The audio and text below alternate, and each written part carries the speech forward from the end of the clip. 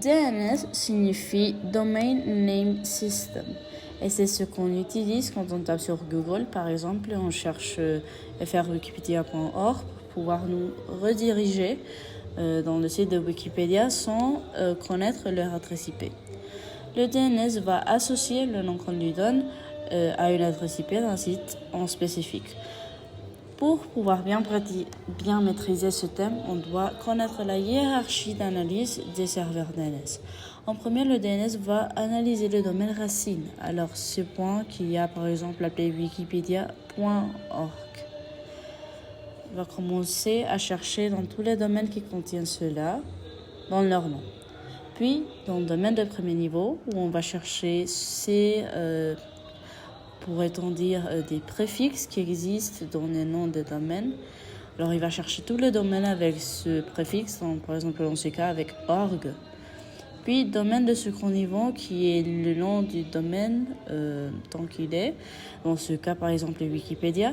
Et supplémentairement, il peut chercher dans des sous-domaines, comme par exemple des redirections à des sites avec une affiliation à un pays. Par exemple, dans ce cas, FR qui fait référence à la France. C'est comme cela que le système DNS va fonctionner.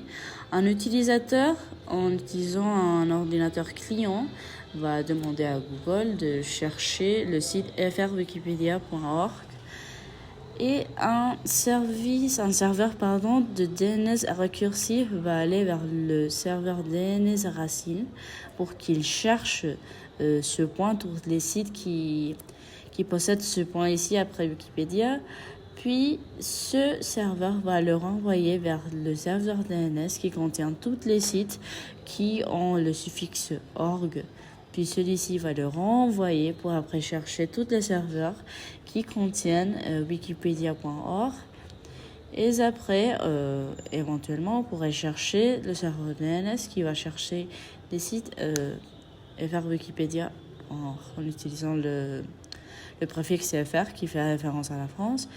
Puis après, le DNS récursif va chercher l'adresse IP qui correspond à ce DNS,